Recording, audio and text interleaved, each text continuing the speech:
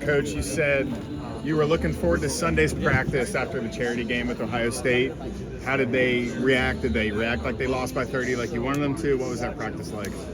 Yeah, they did a nice job. Came in with the right approach, and we had a good 3 days of practice leading up to today. We're obviously off the immediate effort. Were you able to take them down a peg after that game? Because that was kind of your objective for that practice. Sorry? Were you able to take them down a peg from the game? Because I think that was one of your goals. I think how we respond to things is a big part of what our day-to-day approach is always going to be about. And this week to date, they've responded well to having very relative success in a charity. Coach, for a guy like Tyler Betts, how important is it for him to get that experience this early in the season? Yeah, I think for Tyler, here's a young man we just have a great deal of confidence in, and we think can impact our team this year. I looked at it last year. Very, very few freshmen were able to impact games in this league. And the ones that could are really special. I think Tyler is special like that. I think he has the ability, all the opportunities for him to get out there and play meaningful minutes with the lights on or against other opponents are really valuable for his growth. After watching the film versus Ohio State, was there anything you guys were able to take away from that scrimmage after the fact of Friday night? Yeah, I think as I saw sitting on the sideline, there's just a number of things that aren't where they need to be. And it's so early in the year for both teams.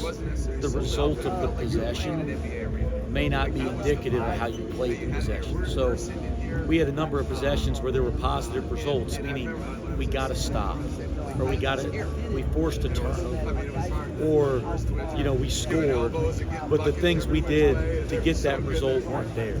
We just happened to be lucky, or both teams were a little sloppy at times. So let's not get caught up in all the results, because over time you got to get great at doing the little things that create results. We're not great at that yet, and we were able to point a lot of that out on film to our players. You kind of talked about Dylan Mitchell and how high level his game is, but from last year to this year, 6 of your 8 returners coming back, what type of impact does he have on that rotation and lineup? I tell you, when we recruited Dylan, one of the most important things after just what we would normally in recruiting, we're always looking for somebody that aligns with who we are, what we're about, and how we play. We're looking for that alignment. All right. With Dylan, certainly that was there, and that was first. The next thing we were looking at was how does that person fit in with those returning core guys. And we felt like Dylan fit in so well because he could do so many different things, and his versatility allowed him to play in so many different spots on both sides of the ball, right? And so I think people that have gotten a short glimpse can see, what we saw there. And what's neat is who Dylan is the first couple of weeks of the season is not going to be who he is in January, February, and March. Like any player, there's still going to be a process for assimilating him, and I just think he can be terrific if he stays at it like he has right so far. Did you have to try to find a balance last year between adjusting your coaching to the Big 12 and also kind of staying true to who you are and not changing too much about the new conference? I think every year, the challenge of coaching is to make sure that your team has foundational values for how you play, what you're about, how you do things. And then you also have the ability to make adjustments and prepare for the opponent. And that fine line is never losing sight of the core of who you are while doing your job, prepare and adjust based on who you're playing.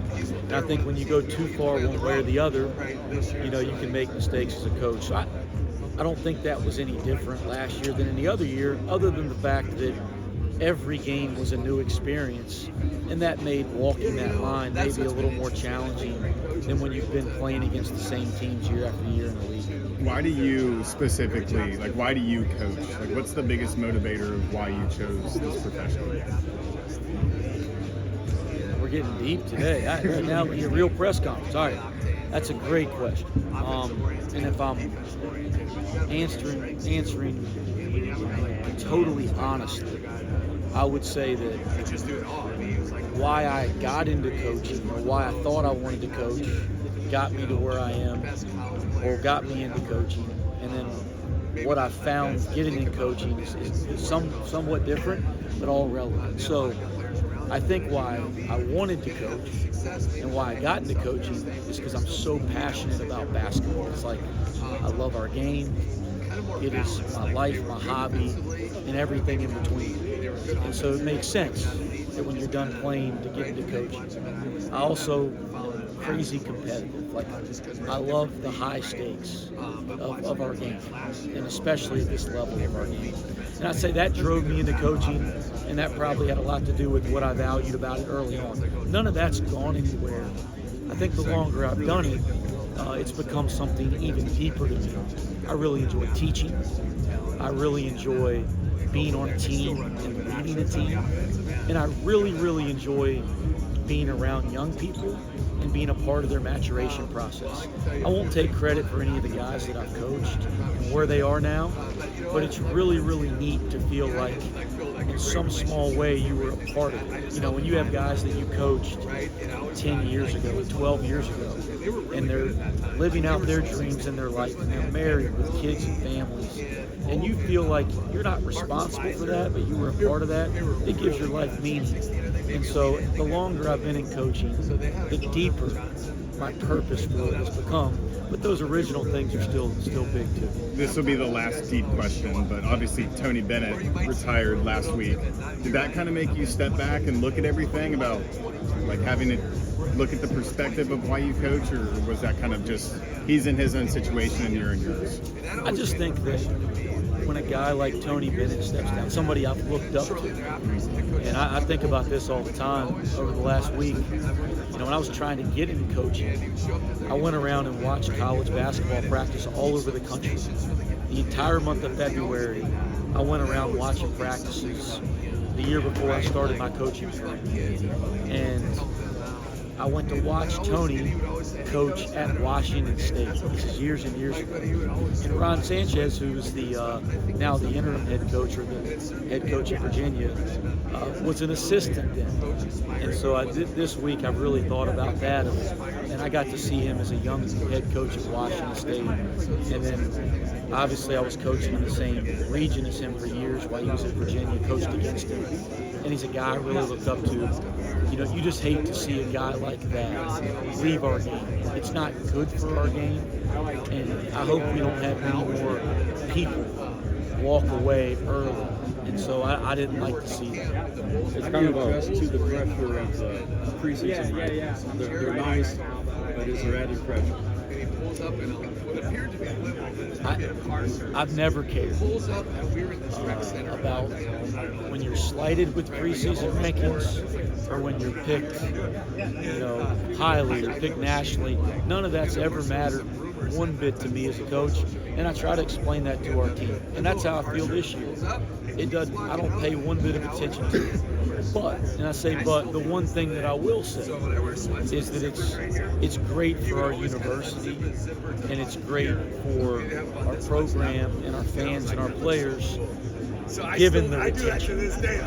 You know, like I really like that our players get to see, hey, when you choose to come back, people recognize that, and that should matter. But in terms of what it means when the ball goes up here in a couple weeks, that stuff's out the window. So I don't pay a lot of attention. But in today's society, with all of our returning players, I like that there's been some recognition for that, for sure. You mentioned retention and returning players. During the preseason media availability, Dan mentioned that himself, Jizzle, and C-Mox all had opportunities to leave but decided to come back because of their belief in you and the system. What does that kind of mean to what you're building at Cincinnati? Everything. That's everything to me. I mean, Keegan asked a question about why do you coach? I mean, and I hope my answer was clear, that the relationships really matter. And there needs to be a deeper sense of purpose to this other than just trying to win a basketball game. And when kids that you know, and those are three that you mentioned, there's actually others, but when kids that you know could leave and could potentially have really changed financial things, and they choose to stay, I think, for what I believe are the right reasons. You know, you're trying to build a culture and a program and a team. You know, there's a connectivity and a purpose, again, much bigger than just the surface level stuff. I was very, very proud of that, and we're going to continue to try to keep building that type of a culture. And by the way, I believe that in the long term, they're individually going to be rewarded for that too. Like I always say this to every team: if you make sacrifices for the team, and the team will then have more success, every individual win more. I really believe that our guys are starting to get that. And the more they buy into that, the more down the road individually, they're going to really, really benefit long term. I do believe that. As kind of a follow-up to that, with the transfer portal and NIL currently involved, have you had to change your recruiting process at all, or you always go back to your core values of relationships? It's not a simple answer. Yes and no. I mean, I think there's aspects of what's going on in college basketball that you've had to completely adjust to and make some changes to how you recruit. But then again, the foundation of what we believe, the characteristics we're looking for, the way that we try to build relationships, the way that we try to work in recruiting, those foundational things are still exactly the same. So are there changes? Yes. But are the main things still the main things? Yes, in that sense as well. Wes, do you know Kevin Young, the new BYU basketball coach? Have you met him before? And just know of him. Certainly was very well aware of him in his time in the NBA. You know, aware of his reputation in the NBA, and then had a chance to visit with him a little bit at our league meetings for the first time face to face. He's, at least in Provo, he's made a pretty big splash with leveraging NIL and also kind of bringing in the NBA kind of model and promising players where, you know, he knows how to get into the NBA. Have you kind of noticed that? Has that kind of got its way across the country as far as that, you know, what he's doing, or is everybody doing that? I know that they've been very aggressive in their recruiting. I'm aware of that, but to know to speak on the ins and outs of it, it wouldn't be fair to say one thing or the other because I don't know. But I do know that they've been aggressive in going after some of the top prospects in the country. I covered Aziz when he was at Utah Valley, so he's doing good. Yeah, we're really proud of him. He was in a very difficult position last year at this time, not knowing whether he was going to be allowed to play when he believed, as we all did, that wasn't even going to be a question. Then he dealt with a back injury, fought it the entire part of conference play and leading up to it.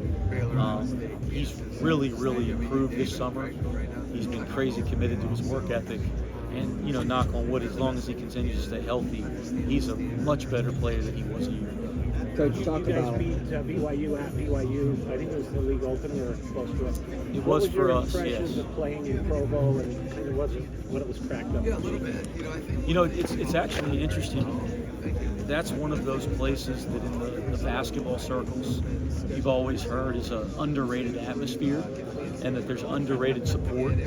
And so I'd heard that, and when I walked out, I was sold out, a great crowd, and it was loud. And I wasn't surprised because I'd heard that for so long, but it was what people said. I would say that. Coach, talking about Aziz Bandago, as a coach, talk about the excitement to have him here in Kansas City for Media Days this year, knowing what he had to deal with last year with all the uncertainty, and just talk about the decision to bring him here and represent Cincinnati. Yeah, just it's a significantly different preseason and off-season for Aziz this year than it was at this time last year. So to see it full circle and see how that's impacted him, and honestly, he's just so much more mentally healthy. we talk about that all the time, and we just did a charity game to raise money for that. I mean, Aziz is in such a better place not having to deal with all that distraction and all that unknown. And then he's really found himself within our program, being within our program for a year, kind of understands what we do and how we do it a lot better. Short term with Day out, and obviously we have Jizzle, but what would you do short term, assuming he's back? With Day out? Yeah.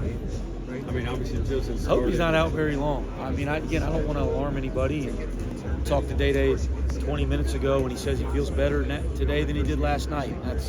That's usually a pretty good sign with anything. But listen, again, I don't want to think about him not playing to start the season. That's a couple weeks away. We'll scrimmage Pittsburgh. God, I don't think I'm allowed to. You have a practice coming up. If we do it in our next competition, it's a closed door scrimmage. Y'all going to get me in trouble if I post that. We have a closed door scrimmage against a Division I opponent coming up. That means just more reps for Connor at point guard, maybe more reps for somebody else, and then obviously, Jizzle's getting a lot of reps there already. This is kind of off topic from your team, but John Higgins mentioned that every 2 weeks they'll be sending out video to each head coach, kind of help them with training on calls. I'm just curious what your thoughts are on that and how you'll utilize it. Sorry, about John. What? John Higgins. What? So every 2 weeks he's going to send out videos from different calls around the country to head coaches to help out with how they're training on how they're making calls.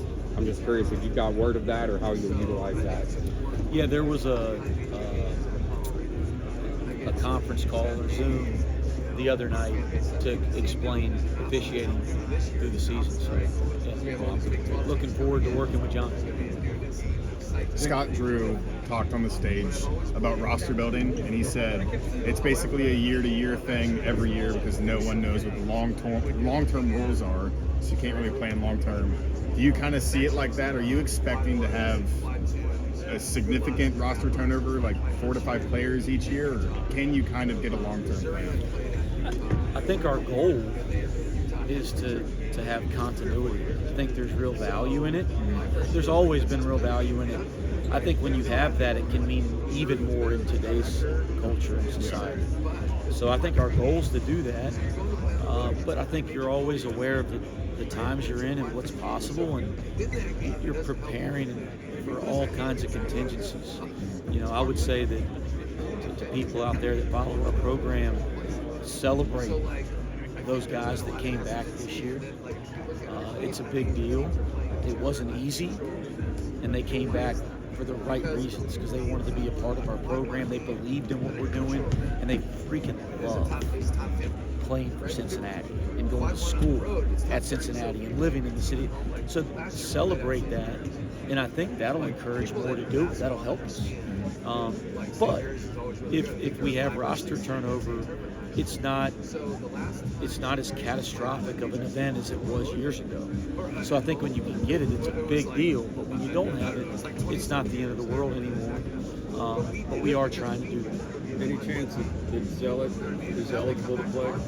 They do? Alvin Zealot?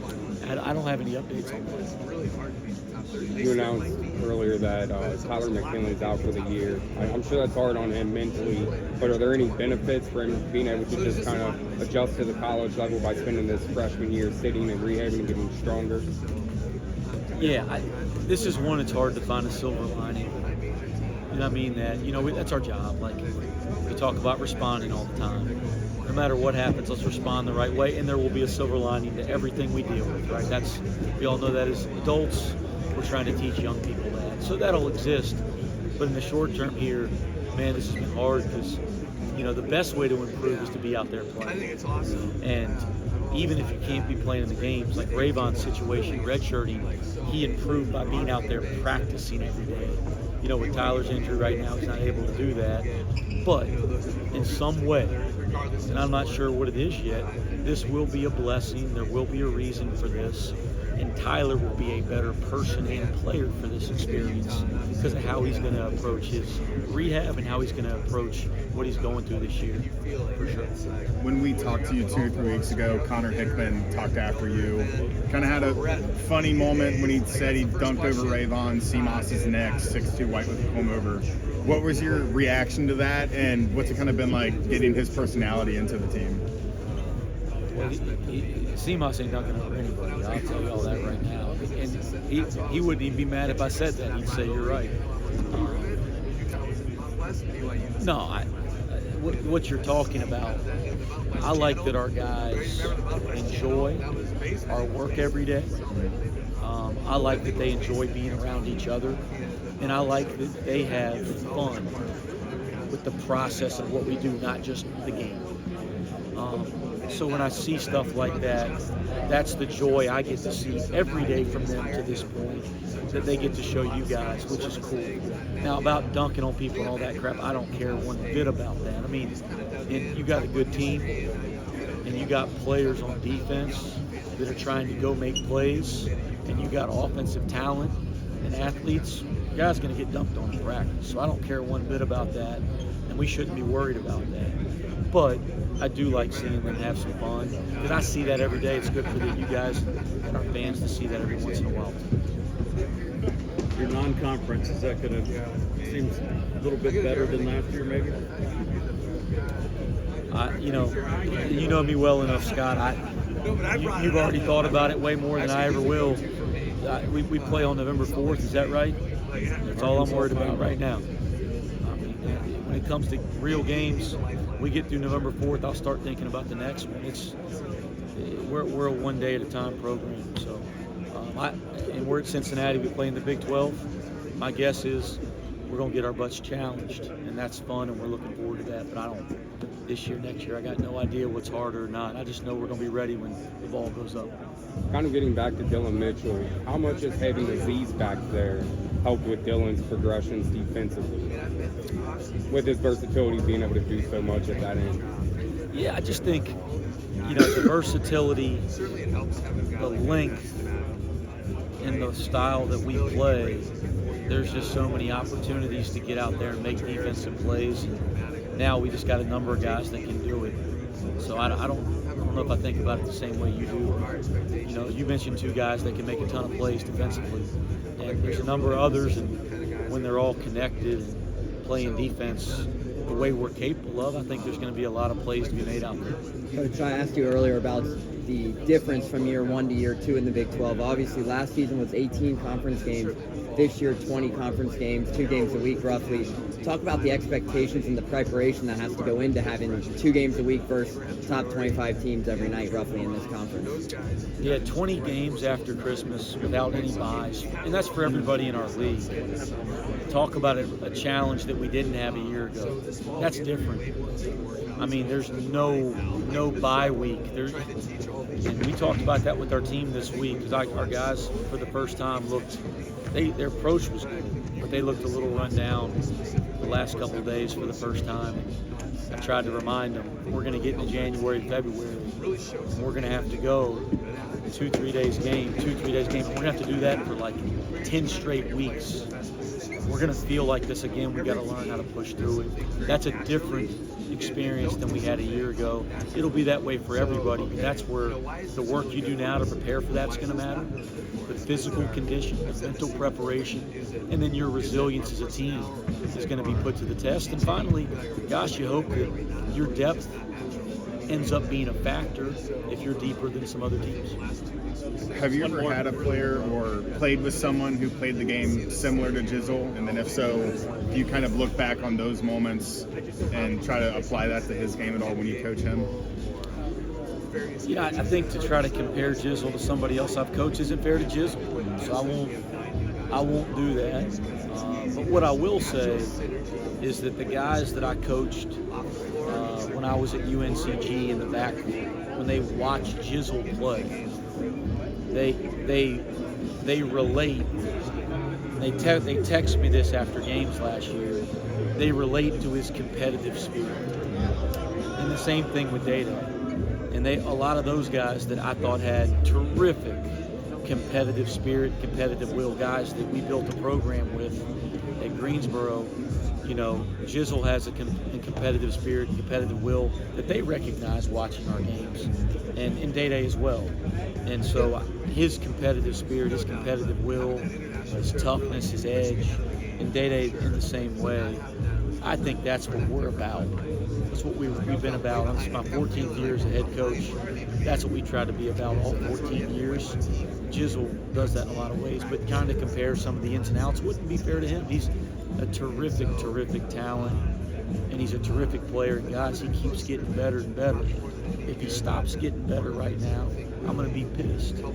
But if he keeps getting better and better and better, the sky's the limit for him. All right, thanks, guys. Thanks, guys. Thanks, guys.